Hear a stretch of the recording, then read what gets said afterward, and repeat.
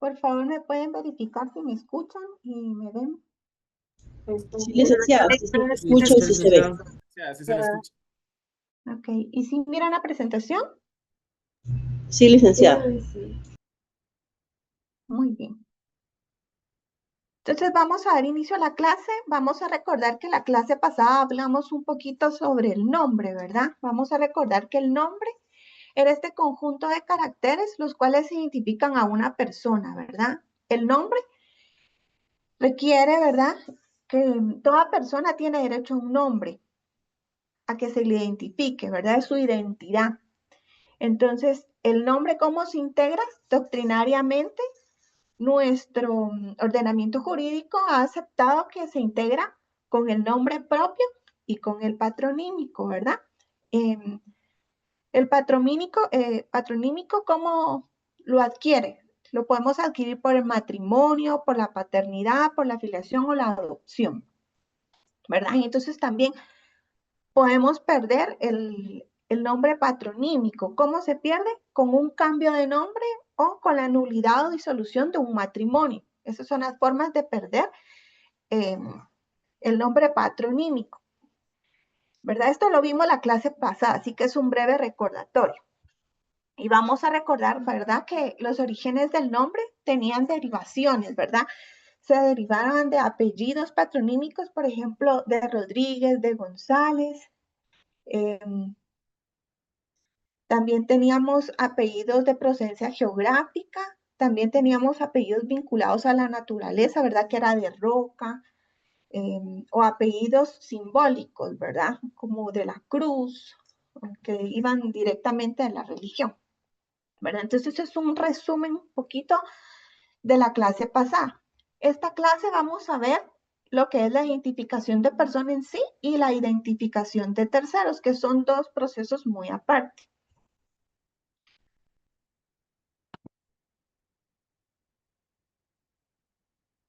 Entonces, ¿por qué es importante jurídicamente identificarnos, verdad? Uno, para tener la capacidad de exigir nuestros derechos y hacer efectivas nuestras obligaciones. Recordamos que tenemos un plazo, ¿verdad? Las personas nacen y entonces se tiene un plazo para ir al Registro Nacional de las Personas en el RENAP, ir a inscribirlo. Entonces, desde que se inscribe, entonces ya el Estado lo reconoce como persona, ya lo reconoce. Ya, entonces, desde ahí, ya el Estado le tiene que brindar esta seguridad jurídica, le tiene que reconocer los derechos. Entonces, ya es un titular de derechos. Entonces, es muy importante poder identificarnos primero para tener esta capacidad de exigir nuestros derechos y hacer efectivas las obligaciones. Vamos a recordar de que una obligación va a ser a partir de los 18 años. Y también para que el Estado cumpla con este rol tutelar de garantizar estos derechos individuales de cada individuo, ¿verdad? Conforme a nuestra constitución política. Vamos a recordar que en el artículo 1 tiene indicado que el Estado de Guatemala se organiza para proteger a la persona y a la familia y su fin supremo es la realización del bien común. Entonces el Estado sí tiene este fin supremo. ¿Qué significa este fin? Que él va a trabajar, el Estado va a trabajar, va a crear estas políticas públicas para que toda la población tenga este bienestar común, ¿verdad? Para que se cumpla. Él lo tiene que materializar. ¿Cómo? A través de la educación, a través de salud, a través de derechos sociales, de derechos políticos, ¿verdad? Entonces, el Estado se va a organizar, va a trabajar para la realización de este bien común. Y este bien común es como lo general y lo específico es de que cada persona va a estar bien conviviendo, habitando en una sociedad. Entonces, el Estado va a trabajar para la persona y a la familia. La familia es la génesis de la sociedad, ¿verdad? La sociedad como inició a través de grupos de familias, se organizaron, empezaron a convivir, a coexistir en un determinado territorio. Pero porque yo le pongo bastante jabón a la ropa. Por favor, les encargo sus micrófonos. Gracias. Todavía no tengo mi correo institucional de la universidad, entonces este correo me lo brindaron y no puedo yo apagar los micrófonos. Entonces les voy a agradecer mucho que si estén pendientes que no se activen. Bueno, entonces continuamos. El Estado realiza una protección de cada uno de los derechos y para la identificación de las personas, pues se creó el registro civil, que nosotros lo conocemos como el Registro Nacional de las Personas. Es una institución donde van y se registran todos los nombres y apellidos de un individuo con nacionalidad guatemalteca o todos los extranjeros que también están viviendo aquí en Guatemala. Entonces, en el RENAP, ¿qué vamos a registrar primero? Una fotografía, ¿verdad? Entonces, con esta fotografía vamos, y es cada 10 años. Según un acuerdo de directorio, tenemos que renovarla cada 10 años para que el Estado sepa la apariencia física de cada uno de los individuos. Aquí se le asigna un código único personal. Se tienen datos del sexo de la persona, la fecha de nacimiento, quiénes son los papás, el estado civil, las huellas dactilares, ¿verdad? Toda esa información consta en el registro civil de las personas. Entonces, ya con el nombre, deducimos que se identifica esta persona. Así se va a identificar. ¿Por qué? Porque socialmente, colectivamente, así la vamos a conocer, ¿verdad? En la universidad sí la conocemos, en los trabajos así. Entonces, la identificación de persona es un proceso de que se ve en jurisdicción voluntaria. Cuando una persona usa no su nombre completo, ¿verdad? Por ejemplo, vamos a ver de que el nombre se integra con nombre propio y comúnmente son 2 nombres y 2 apellidos, pero muchas personas a veces tienen 3, 4 nombres y solo a veces se identifican con un apellido, ¿verdad? Digamos que yo pues no me lleve bien con mi papá o con mi mamá, entonces normalmente solo uso un apellido, pero el nombre se integra con tanto el nombre propio y el patronímico. Entonces, si yo solo uso un apellido o un nombre, no estoy utilizando bien mi nombre completo. Y esto requiere también un inconveniente, porque entonces públicamente lo conocemos y, y no es el nombre completo. Por ejemplo, yo en la universidad, cuando estaba estudiando, pues tenía mi compañero que le gustaba mucho, era maestro de educación de música, musical, y le gustaba mucho pues todos los instrumentos, la guitarra, el piano, ¿verdad? Entonces se le puso el apodo como el niño orquesta y así lo conocíamos todos. Entonces una vez nos dejaron como trabajos en grupo y pues él dio el teléfono de su casa y yo tuve que llamar a su casa para ponerme de acuerdo con él. Y me contestó la mamá. Y entonces le digo, buenas tardes, disculpe, se encontrará. Y me quedé así como, no me sabía el nombre porque solo lo conocíamos como el niño orquesta. Entonces me quedé así como que, ay, disculpe, me confundí. Y dije, ¿qué problema? Era porque no me sabía el nombre. Entonces a veces solo las personas las conocemos como los apodos o como los alias. Y pues estamos haciendo mal uso del nombre porque las personas así se identifican. Pues esto es muy común, ¿verdad? Por ejemplo, hay quienes se llama José Manuel González Ruano y solo lo conocemos como José Ruano.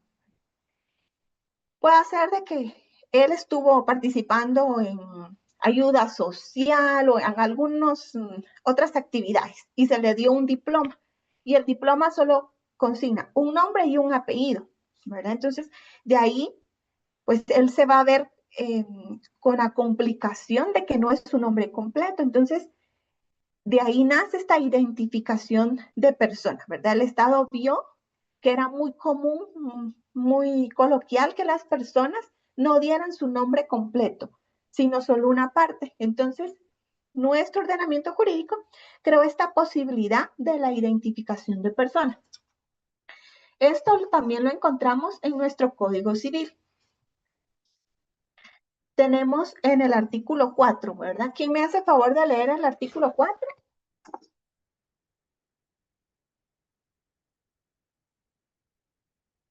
Código Civil, ¿verdad, licenciada? Sí, el Código Civil. Sí, Ahorita Kimberly. Licenciada, si quiere se lo puedo leer. Gracias.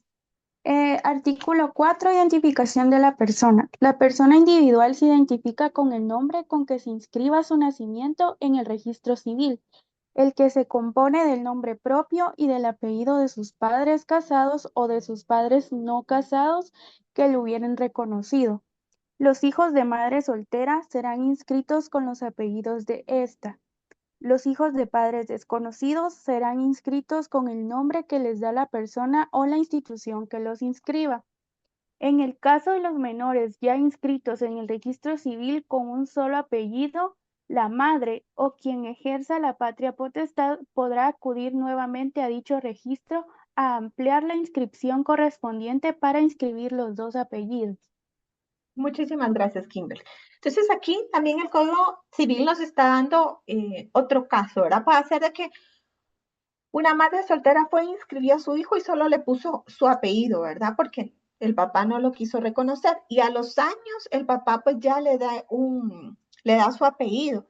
Entonces, por ejemplo, en los registros educativos y en los diplomas y todo eso va a constatar los dos nombres y un apellido. Y de ahí el papá fue, lo reconoció. Entonces, ahí hubo un problema. ¿Por qué? Porque hay que hacer una identificación de persona. Porque ya tiene ahora dos apellidos. Entonces, también el artículo 5 del Código Civil, ¿quién me hace favor que me lea el artículo 5?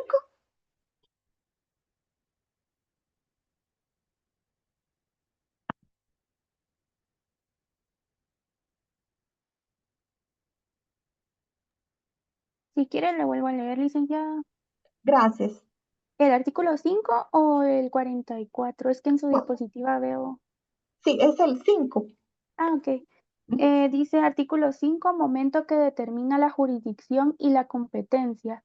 La jurisdicción y la competencia se determinan conforme a la Pero es situación de hecho. perdón, Kimberly, perdón, artículo 5 del Código Civil. Sí, ese es el que acabo de leer, ¿no? Ya lo No, entendí, usted leyó el perdón. 4, sí. Sí. Dice artículo 5, el que constante y públicamente use su nombre propio o apellido distinto del que consta en su partida de nacimiento o use incompleto su nombre u omita alguno de los apellidos que le corresponden, puede establecer su identificación por medio de la declaración jurada hecha en escritura pública por la misma persona si fuere mayor de edad o por sus padres que ejercieren la patria potestad. También podrá hacerse por cualquiera que tenga interés en la identificación conforme al procedimiento establecido por el Código Procesal Civil y Mercantil. La presencia o ausencia de tilde en un nombre no la hace distinto y por lo tanto no implica la necesidad de establecer identificación, otorgar cambio de nombre o realizar trámite, corrección o modificación alguna. Gracias, sí, es el artículo 5. En mi diapositiva tengo un error porque es el 440 del Código Procesal Civil y Mercantil. Entonces, para que lo anoten bien. Entonces, el artículo 5 de nuestro Código Civil nos está indicando, aquí está tipificando los casos en que procede esta identificación de persona. Entonces, aquí el artículo dice, ¿verdad? Que el constante y públicamente use nombre o propio, ¿verdad? O apellido distinto del que consta en su partida de nacimiento, ¿verdad? Y eso es muy común. También está el otro caso que use incompleto su nombre, ¿verdad? O que omita uno de los apellidos que le correspondan. Entonces, estos tres casos son susceptibles a que se pueda hacer una identificación de persona. ¿Sí? ¿Quién está levantando la mano? Buenas tardes, licenciada. Y buenas tardes. Sí, podría ser en mi caso porque en la mayoría de lugares que yo voy, mayormente en mis trabajos, ¿cómo les cuesta que se les quede mi nombre? Entonces me dicen, ¿cuál es su segundo nombre? No tengo. ¿Y cómo le gustaría que le diga? Porque es que no se empiezan a deletrear mi nombre porque mi nombre es Vergelina, ¿va? Entonces yo ¿Dónde está mi mamá? ¿Para dónde está mi cargador, vos? en una ocasión mi mamá me dijo, fíjate que yo te iba a poner Evangelina, pero tu papá fue el que te fue a poner Vergelina, me dijo. Entonces, como a la gente le cuesta, ¿verdad? Decir mi nombre, les dije, díganme Eva. Entonces, ya van en 2 trabajos que yo voy y donde me encuentran me dice Eva. ¿Podría ser así, va, licenciada? Sí, porque usted constantemente y públicamente le dicen Eva, ¿verdad? Entonces sí, podría ser una identificación de persona para que ya en su partida de nacimiento, entonces ya diga que también usa públicamente Eva. Sí, ahí también procede. Entonces aquí nuestro ordenamiento jurídico nos está dando la facultad de que conforme el Código Procesal Civil y Mercantil, ¿verdad? Conforme el artículo 440, nosotros vamos a hacer una identificación de personas. Y nos está diciendo que va a ser la misma persona. ¿Quién lo va a hacer, verdad? Quien tiene interés soy yo. Entonces solo yo puedo hacer esta identificación de persona. Y si soy menor de edad, porque todavía no tengo una capacidad, ¿verdad? Absoluta, sino es relativa, entonces puede ser a través de los papás, ¿verdad? Quien use la patria potestad. Entonces, solo esos son dos casos específicos. La persona que tenga interés, la persona en sí, o los padres, ¿verdad? O tutores, o quien es el responsable, ¿verdad? De la patria potestad. Entonces, también aquí nos está dando el Código Civil, también otro mandato, ¿verdad? Porque a veces esto fue muy frecuente en el registro civil. Antes no se consignaban todas las tildes. Y entonces era un problema porque decían que no era la misma persona. Y entonces mandaban a realizar una identificación de persona. Y pues es quiera que no, sí requiere un costo, ¿verdad? Entonces sí complicaban a las personas porque a veces era error del registrador civil no ponerle la coma, perdón, la tilde, ¿verdad? Muchas veces ponen mayúsculas y no usan tildes con tal, ¿verdad? De que no cometer ninguna falta ortográfica.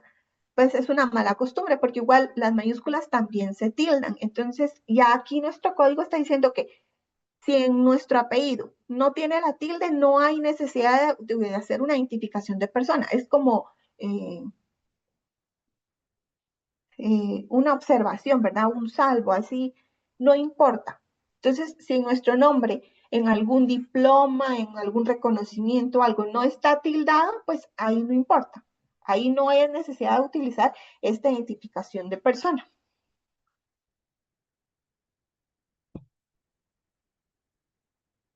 Vamos a ver el artículo 6 del Acuerdo Directorio del RENAP, el Acuerdo 606-2014, que contiene el reglamento para la emisión del documento personal de identificación.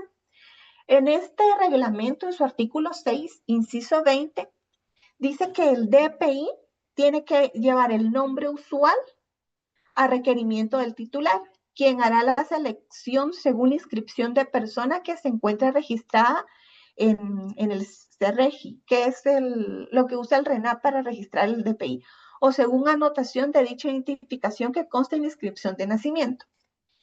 Entonces, han visto que el DPI dice el nombre, pero también está la posibilidad que en el DPI también pongan el nombre usual, ¿verdad? Así como dijo la compañera, que ella diga que su nombre usual es Eva. Entonces también se puede utilizar este nombre usual. Es una facultad. Yo la verdad nunca he visto un DPI que tenga, que consigne este dato, ¿verdad? Porque solo dice el nombre. Casi nadie pone que tenga el nombre usual. No sé si aquí alguien tenga el DPI así que se le consignó con su nombre usual.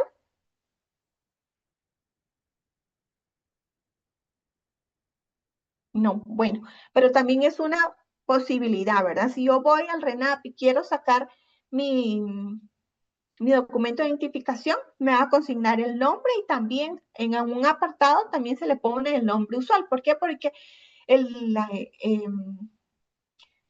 el reglamento para la emisión del DPI también se estipuló. Entonces sí está contemplado. Vamos a encontrar, sí, Brandon.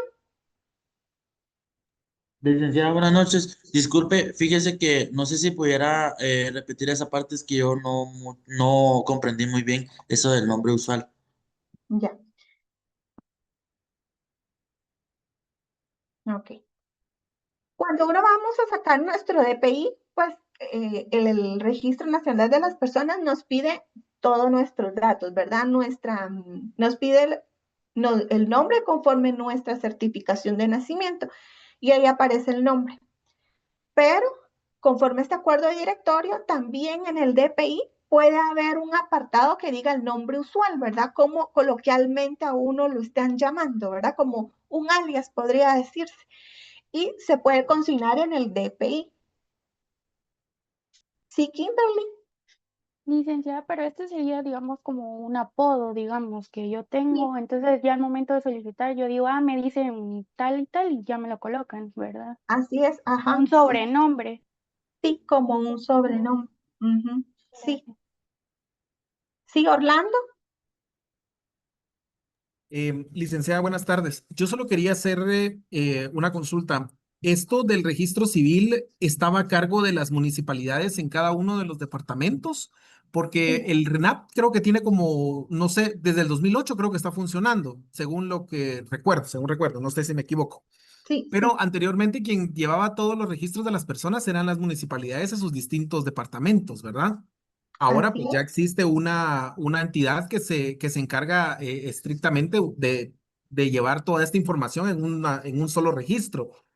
Este Sí, fue un problema bastante serio, ¿verdad, licenciada? Cuando se migró toda esa información hacia los sistemas del RENAP por el signo, o sea, hubieron personas que aparecieron sin papás, otras personas que aparecieron con otros papás, con otros nombres, hombres con nombres de mujer, o sea, el problema fue bastante fuerte, pero ahora mi pregunta es, licenciada, si el registro civil como tal sigue funcionando o el RENAP vino a sustituirlo en este caso y las municipalidades ya no tienen ninguna injerencia en esta entidad. sí, ya no, ¿verdad? El registro civil ahora está a cargo del RENAP, o sea, el RENAP asumió lo que antes hacía todas esas municipalidades, ¿verdad? Antes, cuando uno nacía, tenía que ir a la municipalidad y ahí se reconocía el nombre y todo, ¿verdad?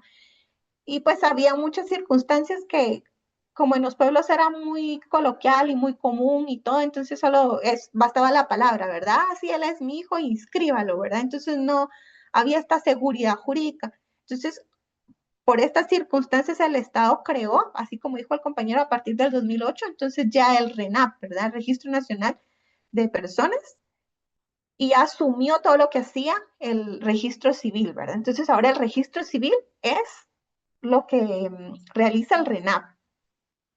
Así es. Gracias, licenciada. Ujú. Así es. La compañera Glenda en el chat dice que en la cédula había un apartado para nombre usual. Así es.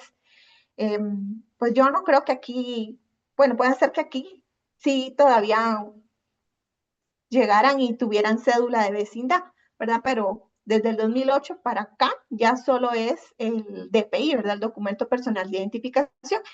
Y en la cédula sí había un apartado para nombre usual. Así es. También aquí en el DPI también está, porque en el reglamento para la emisión del documento de identificación en su artículo 6, inciso 20, también se consigna el nombre usual, pero la verdad es que nadie lo pide, entonces yo la verdad no he visto un DPI que contenga el nombre usual, pero sí está esa posibilidad. Entonces, si alguien tiene un conocido que vaya a sacar su DPI y que quiera que pongan el nombre usual, pues lo puede solicitar y entonces ya en el RENAP se lo van a otorgar así el DPI, ¿verdad? Con este apartado que diga nombre usual. ¿Alguna duda sobre esto? No. Entonces continuamos. Bueno, entonces las generalidades de esta identificación de persona, ¿verdad? No son diligencias per se, es una escritura pública de declaración jurada. Entonces, la identificación de persona se va a hacer en jurisdicción voluntaria, pero entonces la ley, por el código, el artículo 5, obligatoriamente nos manda a que tiene que ser una declaración jurada en una escritura pública. Entonces, ¿por qué? ¿Ustedes por qué creen que tiene que ser una escritura pública? Sí, Eh, Porque va para un registro, licenciado. sí, sí, Jorge. Va en escritura pública porque va para un registro. Aquí, Entonces, por ese, sentido tendría que ir en escritura pública. Así es, ajá. Y porque la ley así lo establece, ¿verdad? Vamos a recordar que por el artículo 154 de nuestra Constitución, donde los funcionarios pueden hacer únicamente lo que la ley autoriza. Y la ley aquí nos está dando este mandato que tiene que ser en la escritura pública.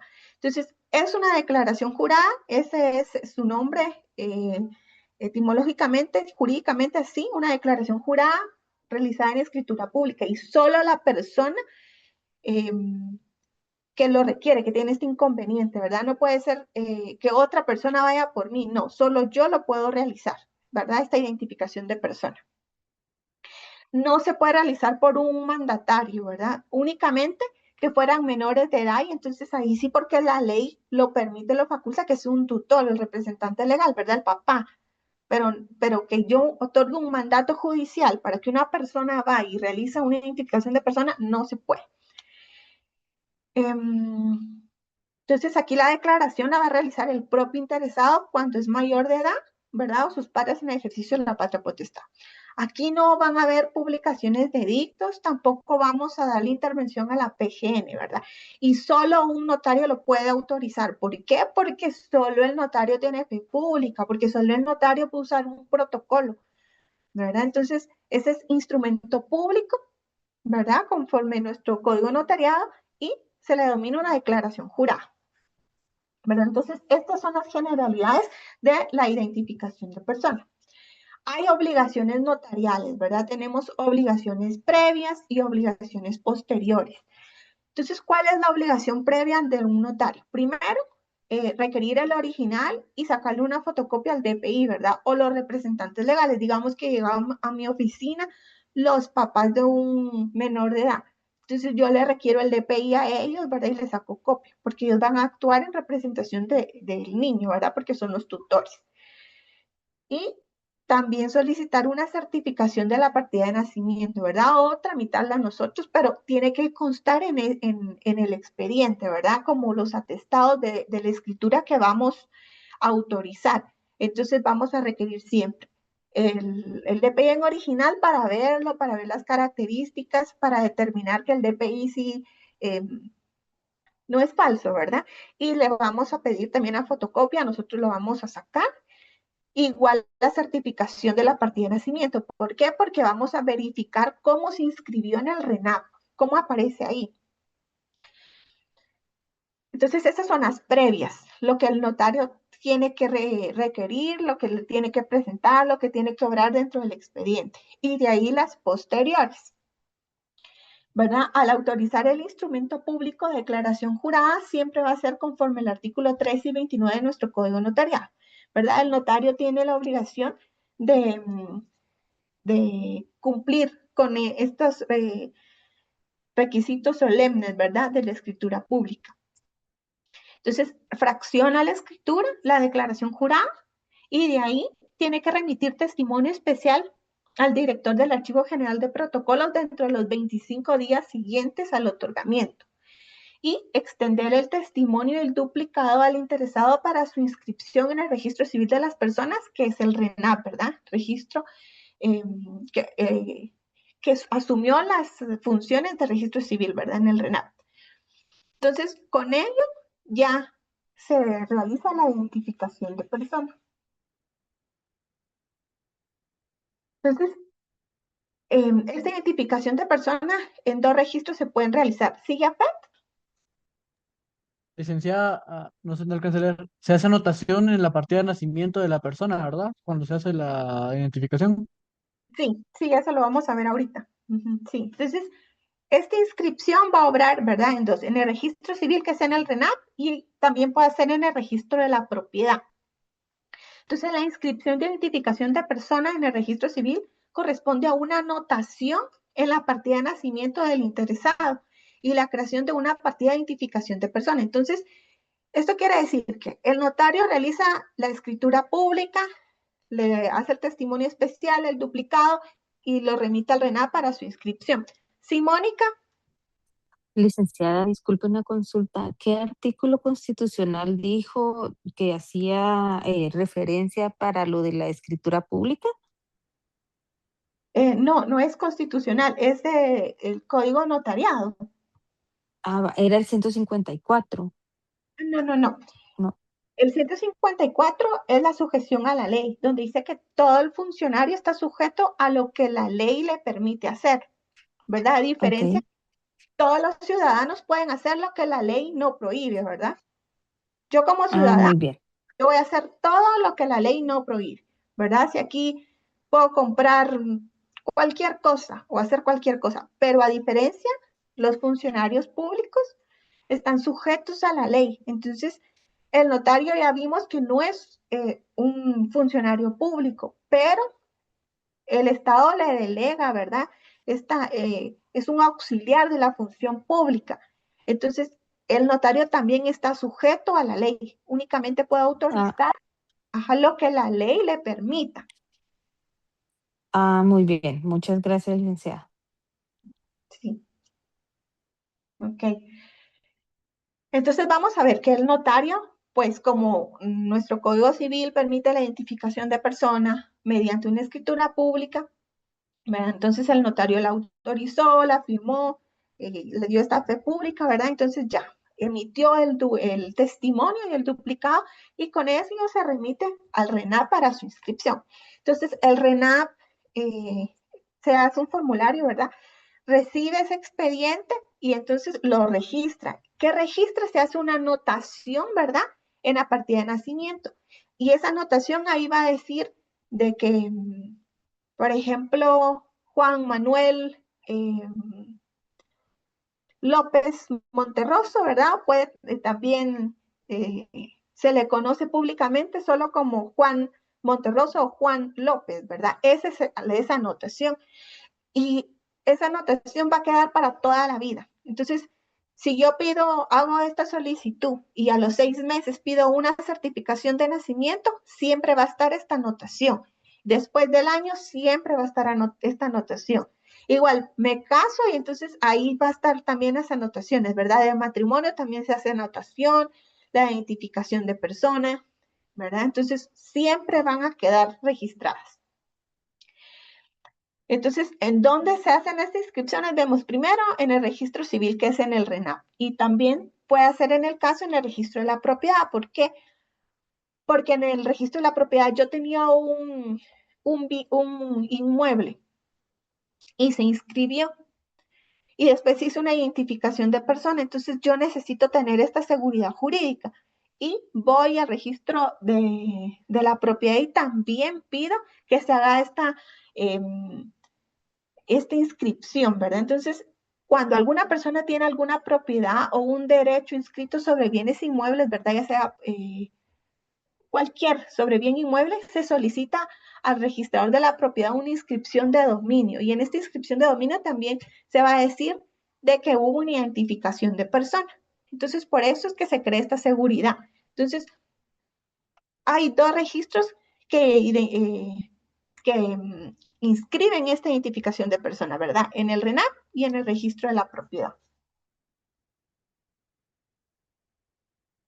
Este es un ejemplo de cómo tiene que elaborarse la escritura pública de declaración jurada de identificación de personas. ¿Sigue, Pet? Linda, esto de la inscripción de dominio es para, por ejemplo, que le cambien el nombre a todas las propiedades, digamos, o bienes que tengan a su nombre, ¿verdad? Así es, sí. Ahí va a constar el nuevo, o sea, no el nombre porque el nombre siempre va a ser el de la persona, pero se va a hacer una anotación de que, por ejemplo, ¿usted cómo se llama? Jafet Telo, ¿verdad? Y aquí solo tengo un nombre y un apellido y así lo conozco, ¿verdad? Públicamente sí lo conozco, pero usted tiene 2 nombres y 2 apellidos.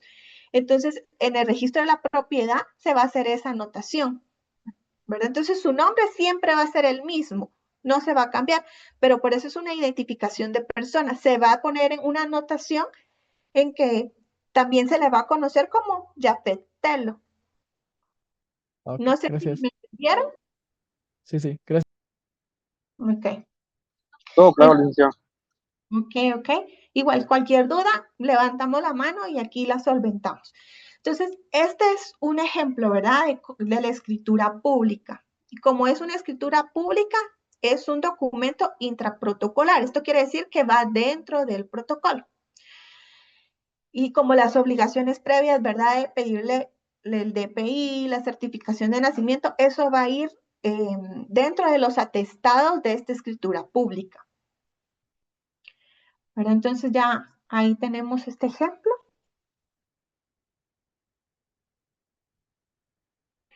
Y también se emite la razón de testimonio, ¿verdad? Este es un ejemplo, ¿verdad? De cómo se hace el testimonio. Se elabora la escritura pública, ¿verdad? Entonces se le saca una copia simple al protocolo, ¿verdad? Y entonces ya se hace este testimonio, que es como una razón que va, que se tiene, el notario también lo tiene que autorizar, ¿verdad? Lo tiene que firmar y sellar. Entonces, la redacción es así como es primer testimonio. A veces ponen primer testimonio, a veces solo testimonio. Normalmente cuando es el primer testimonio, los notarios sí le colocamos primer testimonio. Y después digamos que viene el cliente y se le perdió y va a la oficina y le pide otro testimonio, también es permitido. Pero ya no se le pone primer testimonio, sino solo le ponen es testimonio. Entonces el testimonio se redacta así, ¿verdad? Es testimonio de la escritura pública y siempre le van a poner el número de la escritura que se autorizó en esta ciudad y le consignan la fecha para entregar a quien lo está requiriendo. Extendido, número, firmo y sello en 2 hojas de papel bond. ¿Por qué 2? Porque la primera va a ser una copia fiel y exacta de la escritura que se autorizó y se firmó. Y después viene en una hoja papel bond simple el testimonio. Entonces, siempre se tienen que numerar y sellar y firmar todas las hojas, ¿verdad? Entonces, como observaciones de los testimonios, ¿verdad? Que se numera, firme y sella cada hoja del testimonio. Esto conforme al artículo 70 de nuestro Código Notariado. El testimonio como tal, ¿verdad? No está afecto al pago de timbre fiscal o notarial, pero se adhiere un timbre fiscal de 50 centavos por razón de registro. Esto conforme al artículo 5, numeral 3 de la Ley de Impuestos del Timbre Fiscal y Papel Sellado Especial para Protocolos. Y también una obligación, ¿verdad? Posterior es realizar la razón de testimonio especial. Este testimonio especial siempre se va a remitir al Archivo General de Protocolos. Todos los notarios tienen la obligación de remitir esta razón de testimonio especial de todos los instrumentos que autoricen, ¿verdad? Instrumentos públicos. Entonces, el testimonio especial se tiene que consignar así. Es testimonio especial de la escritura pública tal, ¿verdad? Y ponen el número de la escritura que están autorizando, la ciudad y la fecha, para entregar a la directora, ¿verdad? Director del Archivo General de Protocolos. Extiendo número, sello y firmo en 2 hojas de papel bond impresas, la primera en ambos lados y la segunda que es la presente, adheriendo a los timbres de conformidad con la ley. Y se pone la fecha, la firma y sello del notario. Entonces, como en las observaciones, es que aquí se va a numerar, firmar y sellar cada hoja del testimonio, ¿verdad? La hoja que se le sacó la copia de la escritura y esta razón de testimonio. Se tiene que consignar la clave del notario, ¿verdad? Que es el colegiado activo. Se le adhiere un timbre notarial de 10 quetzales por ser de contrato de valor indeterminado. Esto conforme al artículo 3, numeral 2 de la Ley de Timbres Forenses y Timbres Notariales. Y también se adhiere un timbre fiscal de 50 centavos por cada hoja del testimonio. Entonces, estas son las 2 obligaciones posteriores que tiene que realizar el notario. ¿Alguien tiene alguna duda? Ok. Todo claro, licenciada. Entonces, eso es lo que es la identificación de persona. Es como un procedimiento bien sencillo. El notario está facultado para realizarlo y es mediante escritura pública. Entonces, ahorita vamos a ver la identificación de tercero. Entonces, aquí, ¿cuándo corresponde identificar a un tercero? ¿Verdad? Cuando una persona individual o jurídica con un interés particular y para que surta efectos jurídicos desea acreditar que otra persona, ¿verdad? Que un tercero constante y públicamente ha usado nombre propio y apellido distinto del que conste en su partida de nacimiento y lo ha usado en forma incompleta o bien omite alguno de los apellidos con los que fue inscrita, ¿verdad? Entonces, porque aquí también está una persona jurídica. ¿Por qué? Porque también, por ejemplo, el señor tenía deudas y tenía un banco, ¿verdad? Y él en su testimonio heredó, pero en su testamento heredó, pero en su testamento no utilizó su nombre donde se inscribió en el RENAP, sino utilizó su nombre común públicamente. Entonces el banco tiene un interés, entonces puede solicitar una identificación de tercero, ¿verdad? Porque tiene un interés de recuperar las deudas, ¿verdad? Entonces puede ser otra persona, una persona particular o una persona jurídica que va a ir con un notario a solicitar la identificación de un tercero. ¿Por qué? Porque públicamente y constantemente utilizó otro nombre del nombre que estaba inscrito en el RENAP. Aquí también hay obligaciones notariales, ¿verdad? Hay previas y posteriores. El procedimiento aquí de la identificación de tercero es que la persona ya haya fallecido, ¿verdad? No esté. O, por ejemplo, esté ausente, pero para que esté ausente, primero necesitamos requerir que el juez declare la ausencia y entonces ya con la declaratoria de ausencia, entonces ya podemos realizar la identificación de tercero. Entonces, las obligaciones previas al notario, ¿qué es lo que tiene que requerir? La original y fotocopia del DPI del requirente y de los testigos propuestos. ¿Por qué? Porque aquí necesito testigos. Decir, sí, mire, él está también dando fe de que él usó constante y públicamente otro nombre, ¿verdad? Los documentos en los que consten los nombres que ha utilizado la persona cuya identificación se pretende, ¿verdad? Si los hubiera. Algunos diplomas, algunos reconocimientos. La fotocopia del DPI de la persona cuya identificación se trate o su certificación, ¿verdad? Aquí la persona ya no está, ya se murió, entonces puede ser que yo ya no tenga la fotocopia del DPI, pero puedo ir a pedir una certificación de nacimiento al RENAP y presentársela al notario. De ahí una certificación de la partida de nacimiento de la persona cuya identificación se pretende, ¿verdad? Esto para verificar los datos registrales, para que el notario sí pueda verificar que la persona usó otro nombre, ¿verdad? Un nombre usual, un nombre común. De ahí son las obligaciones concurrentes, que es lo que el notario tiene que realizar. Comprende la elaboración y autorización de actas notariales y resoluciones hasta la conclusión del trámite. Entonces aquí, a diferencia es que ya no vamos a utilizar una escritura pública que está dentro del protocolo, sino que aquí vamos a utilizar actas notariales. Conforme a la clasificación que les di, ¿alguien me podría decir qué tipo de acta notarial tendría que elaborar el notario en una identificación de tercero?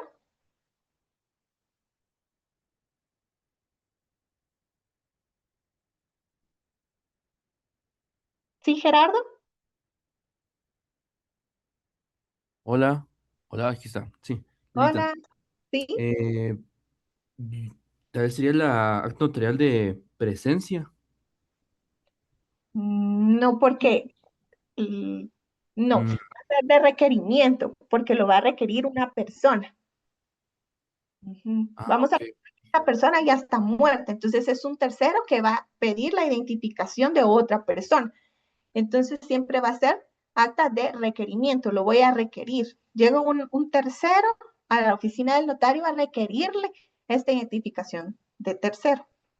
Entonces siempre va a ser de requerimiento, ¿verdad? Entonces aquí el notario tiene que elaborar actas y tiene que elaborar resoluciones, también se tiene que elaborar edictos, tiene que realizar notificaciones de todo este trámite, ¿verdad? Entonces, estas son las obligaciones concurrentes, lo que el notario está obligado a tramitar en vía de jurisdicción voluntaria. Aquí, en este tipo de diligencias, ¿verdad? No se le va a correr audiencia a la PGN, ya que aquí el notario no emite autos, solo emite estas resoluciones. y van a ser a través de actos, el acta notarial declarando la notoriedad del tercero. No obstante, algunos notarios resuelven las diligencias mediante autos, lo cual ha sido un impedimento para que se inscriba en el registro civil de las personas. Entonces, aquí, ¿cómo va a culminar este proceso? A través de un acta notarial declarando la notoriedad del tercero. ¿Por qué? Porque aquí el notario va a decir, sí, comúnmente y públicamente, Pedro López utilizó otro nombre usual, otro nombre común, ¿verdad? Así va a finalizar el proceso. Y las obligaciones posteriores, ¿verdad? Lo que el notario tiene que hacer después, ¿verdad? Al terminar esta acta, tiene que hacer una certificación de esta acta. Entonces ya el notario presenta este expediente en el RENAP para que se inscriba esta identificación de tercero. Entonces, el RENAP, a través de sus reglamentos, estipuló que tiene que presentarse, ¿verdad? En un folder oficio, ¿verdad? Y tiene que acompañar la certificación del acta de notoriedad, ¿verdad? Lo que le digo, hace el acta y de ahí la certifica. Entonces, acompaña esta certificación del acta de notoriedad en original y duplicado. También tiene que presentar el original y fotocopia de la publicación del edicto, ¿verdad? Todos los edictos ahorita se hacen a través del sistema electrónico, ¿verdad? El diario de Centroamérica. Entonces, lo que se emite es una certificación del edicto. Y también tiene que acompañar el acta de notoriedad en original. Esta acta la acompañamos, pero de ahí el RENAP no las tiene que devolver. ¿Por qué? Porque tiene que obrar dentro del expediente. Y este expediente al final se remite al Archivo General de Protocolos. Entonces, estas son las obligaciones posteriores, lo que se hace después de concluir el acta. Aquí les hice un breve esquema, ¿verdad? De cómo es el proceso de la identificación de tercero. Entonces, tenemos todo ese juego, ¿verdad? Llega una persona con interés, un tercero, y solicita ante el notario. Entonces se hace el requerimiento. Las diligencias voluntarias de identificación de terceros inician con el acta notarial de requerimiento, ¿verdad? Esta es la primera etapa, ¿verdad? El paso 1, el acta notarial de requerimiento. De ahí el notario está obligado a elaborar una primera resolución. Esta primera resolución va a decir que admite a trámite las diligencias voluntarias de identificación de tercero y ordena la publicación de edictos, ¿verdad? Conforme la ley. De ahí se hacen las publicaciones del edicto, ¿verdad? Es una sola publicación en el portal electrónico del Diario de Centroamérica y que debe contener el nombre completo de la persona cuya identificación se solicita, los nombres y apellidos que hubiese usado constante y públicamente y los que aparezcan, ¿verdad?, en su partida de nacimiento. De ahí pueden haber dos circunstancias, ¿verdad? Que una persona se presente y diga que tiene oposición, ¿verdad? O que no presenta oposición. Si hay oposición, entonces aquí ya tenemos un impedimento para continuar conociendo a través de la jurisdicción voluntaria notarial. Entonces ya aquí el notario pues tiene que aceptar esta oposición y remitir el expediente al juez, ¿verdad? A los juzgados civiles. Aquí es al Centro de Servicios Auxiliares, ¿verdad? Ahí en zona 9 lo remite y entonces ya ellos lo remiten a un juez, a un juzgado civil, ahí le asignan el número de juzgado y al juez lo tienen que conocer. Ese sí hay oposición. Ahora, sin oposición, ¿verdad? A través de la publicación se cuentan 10 días y si no hubiese oposición, entonces ya el notario tiene que hacer una resolución, incorpora el edicto dentro del expediente, ¿verdad? Y entonces ya procede a elaborar el acta notarial. Y de ahí, después del acta, entonces ya se hace, se remite al RENAP para que se inscriba y cuando ya esté la inscripción y la certificación, se remite el expediente al Archivo General de Protocolos para su custodia, ¿verdad? Ya el notario pues no se queda con este expediente, sino tiene la obligación de remitirlo al Archivo General de Protocolos. Ya concluyó, finalizó, lo remite, ¿verdad? Entonces, es un expediente completo, ¿verdad? ¿Alguien tiene alguna duda? ¿Verdad? Entonces, vamos a ver aquí un ejemplo de acta notarial de requerimiento. Vamos a recordar que esta acta tiene que cumplir con los requisitos del artículo 61 de nuestro Código de Notariado. ¿Sí, Luisa? Y hola, Lidia, buenas noches. Solo disculpe. Fíjese que justamente yo fui a RENAP a registrar de una edificación de tercero hace poco, pero ya no piden el acta original, únicamente la certificación y el edicto original y copia, pero el acta original ya no la piden, ni siquiera la revisan, solo con la certificación es suficiente. Ah, ok, gracias, gracias. Entonces ya lo cambiaron porque antes sí estaban pidiendo el acta original, pero igual la devolví. Entonces ahorita ya no, pero gracias por el dato. Licenciada, una pregunta. Sí, Wilson. Para lo que es el testimonio para hacer la decisión de terceros, ¿qué más se le adjunta para la extensión de RENAP? Aparte de No, pero, la certificación. perdón, Wilson, en la identificación de terceros, aquí no hay testimonio porque no se hace en escritura pública, aquí se hacen actas notariales. Entonces sería en la identificación de persona. Ah, ya. La pregunta sí es la misma, Alida. En ese caso, al expediente, ¿qué aparte del acta, qué más se le adjunta para la extensión? En la identificación de persona. La de persona y tanto como la de terceros. No, porque en la identificación de persona tenemos la escritura pública y entonces aquí sí se emite testimonio. Pero en cambio en la identificación de terceros solo se hacen las actas notariales. Y lo único que se tiene que adjuntar, ¿verdad?, es la certificación del acta de notoriedad en original y duplicado, original y fotocopia de la publicación de los edictos, ¿verdad? Y ya la compañera dijo que ya no están pidiendo el acta de notoriedad en original, sino solo la certificación. Entonces, eso es lo que se tiene que adjuntar en el expediente, ¿verdad? El acta de notoriedad, que es el primer paso, el original y fotocopia de la certificación de los edictos y de ahí la certificación del acta de notoriedad cuando terminó, finalizó. Entonces, esta es la primera acta, el acta notarial de requerimiento. Este es el primer paso, ¿verdad? Según este esquema que yo les hice, ¿verdad? Empezamos con el requerimiento. ¿Cómo va a ser? A través de un acta notarial de requerimiento. Aquí se elabora esta acta conforme el artículo 61 de nuestro Código de Notariado, ¿verdad? Entonces tenemos algunas observaciones, ¿verdad? Tenemos que numerar, firmar y sellar cada hoja del acta notarial, ¿verdad? Esto conforme el artículo 62 de nuestro Código de Notariado. Tenemos que adherir un timbre fiscal de 50 centavos por hoja del acta notarial. Y tenemos que adherir un timbre notarial de 10, ¿verdad? Entonces, se realiza esta acta notarial de requerimiento. De ahí, el notario tiene que elaborar una primera resolución. Este es un ejemplo, ¿verdad? A grosso modo de cómo tiene que elaborar esta resolución. ¿Se acuerda de que vimos los principios que le asisten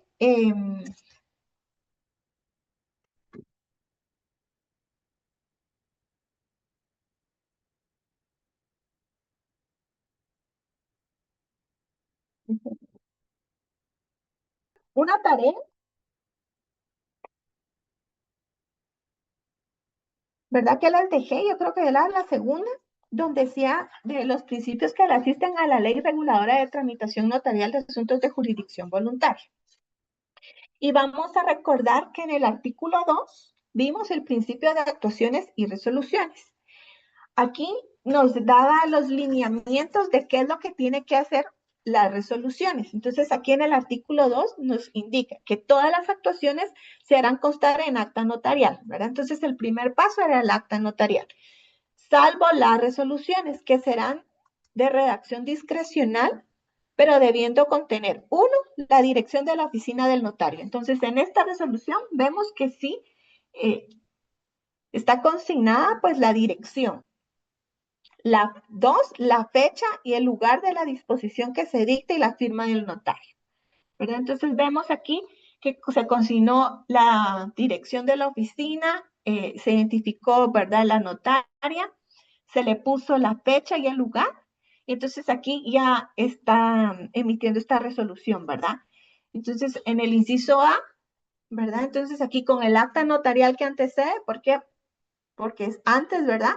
Y se tiene que adjuntar en el expediente, y documentos adjuntos se tienen por iniciadas las diligencias voluntarias extrajudiciales de identificación de tercero, ¿verdad? Y de ahí de la persona. De ahí se tiene que ordenar las publicaciones, ¿verdad?, en el portal electrónico del Diario de Centroamérica. Y de ahí se tiene que notificar. Entonces, esta es la primera resolución que emite el notario. De ahí tenemos la notificación, ¿verdad? Vamos a recordar que aquí como tenemos esta libre disposición y de redacción que tiene el notario, ¿verdad? Entonces, aquí el notario puede hacer un acta notarial de notificación o puede hacer solo una razón, ¿verdad?, de notificación, o puede hacer la notificación y la cédula de la notificación conforme el Código Procesal Civil. Entonces tiene esta libre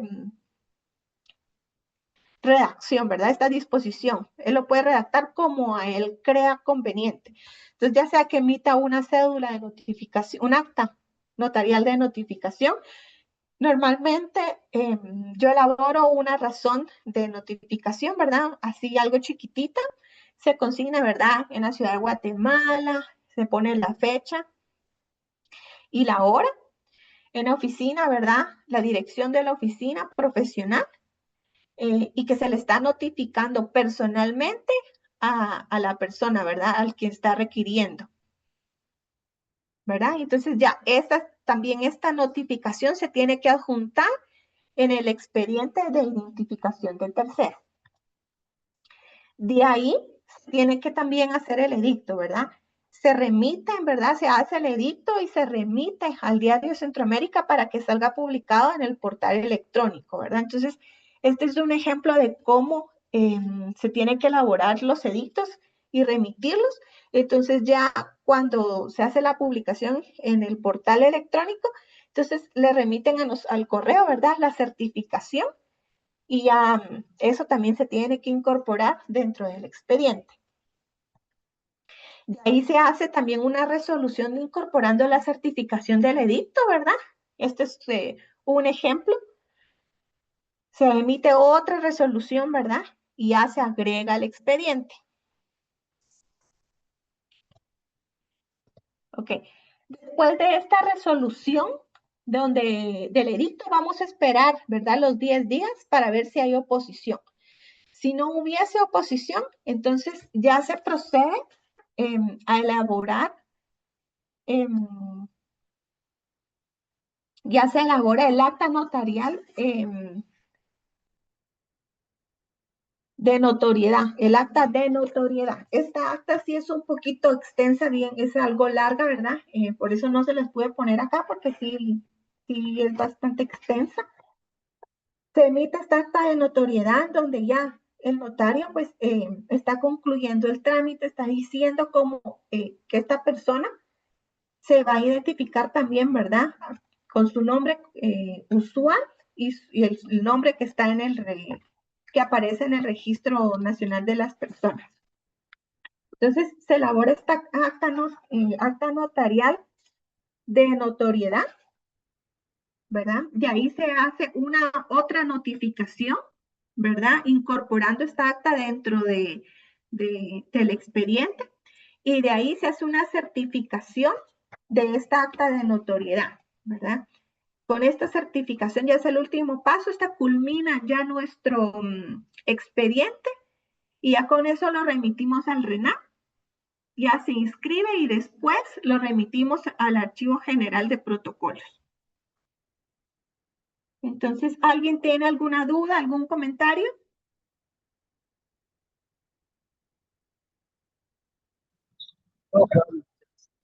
Ok, entonces para la tarea, vamos, ya esta es la tarea número 4, creo, sí. Vamos a hacer este expediente, vamos a hacer todos los pasos de esta identificación de terceros. Vamos a elaborar el acta notarial de requerimiento, vamos a elaborar la primera resolución, de ahí vamos a elaborar el edicto, ¿verdad? De ahí vamos a elaborar una resolución donde incorporamos el edicto. De ahí elaboramos el acta notarial de notoriedad. Hacemos otra resolución incorporándola al expediente y de ahí la certificación de esta acta de notoriedad. Sí, yo se las puedo compartir. Entonces, la tarea número 4 es elaborar este expediente, ¿verdad? Todo el proceso de una identificación de tercero. Entonces, lo que aquí en la Ay, lo presentación. siento, licenciada, disculpe. ¿Puede repetir otra vez la tarea? Paso a paso, por favor. Ok, la tarea es que vamos a hacer un expediente completo de identificación de tercero. ¿En qué consiste? Entonces, primero vamos a hacer el acta notarial de requerimiento.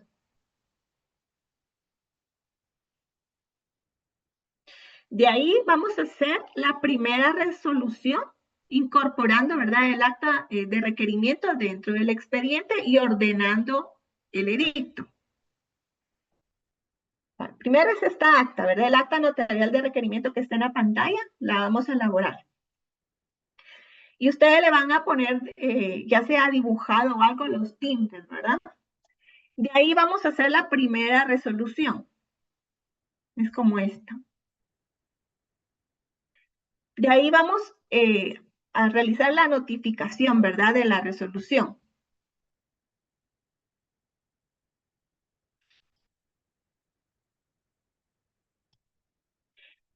De ahí vamos a elaborar la resolución incorporando la certificación del edicto.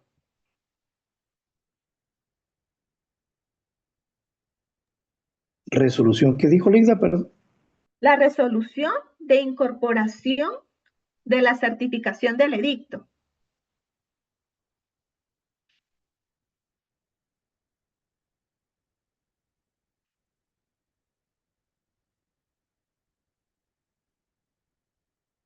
Disculpe, Y, licenciada.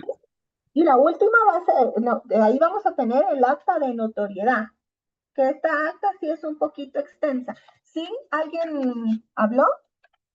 Se refirió a la identificación de terceros. Sí. Vamos a hacer todo el proceso de identificación de terceros. Pero entonces de ahí hacemos, terminamos de hacer el acta de notoriedad. Hacemos otra notificación donde se incorpora, ¿verdad?, el acta de notoriedad dentro del expediente y terminamos con la certificación donde se declara la notoriedad de la identificación del tercero.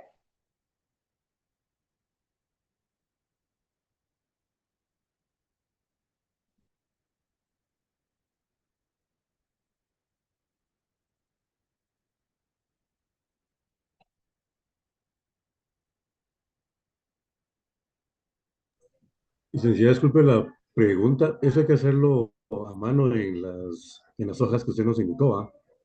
Sí. Sí. Este va a ser un expediente completo de una identificación de tercero.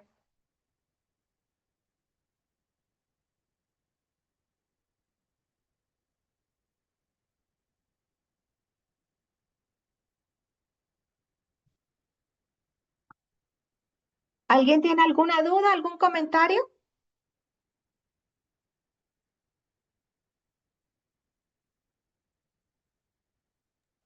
Licenciada, yo tengo una pregunta. Sí, Wilson. Ese expediente que vamos a hacer, ¿lo vamos a cargar a alguna plataforma o solo lo guardamos en las hojas protocolo que nos mandó a imprimir para llegar ya de útil. Sí, ¿se acuerdan que yo les dije que todas las tareas las vamos a entregar hasta cuando tengamos el segundo parcial, ¿verdad? En un folder me van a poner tarea 1, tarea 2, tarea 3, esta es la tarea 4, y entonces todo este expediente me lo van a incorporar ahí.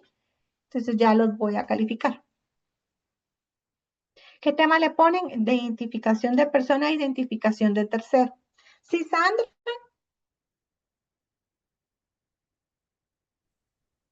Buenas tardes, licenciada. Con una pregunta, ¿esto también es parte del examen?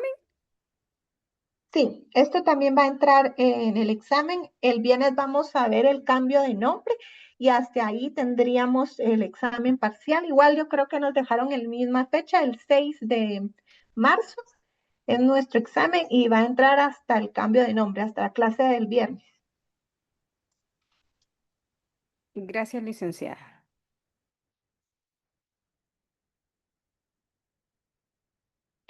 ¿Alguien más tiene alguna duda, algún comentario?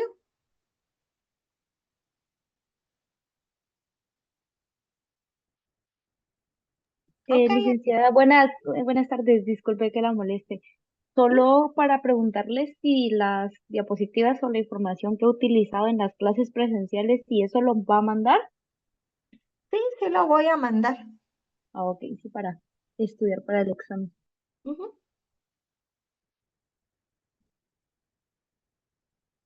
Solo en esta diapositiva, ahí se acuerdan que en la primera tengo un error porque no es 44, es 440 del Código Procesal Civil y Mercantil.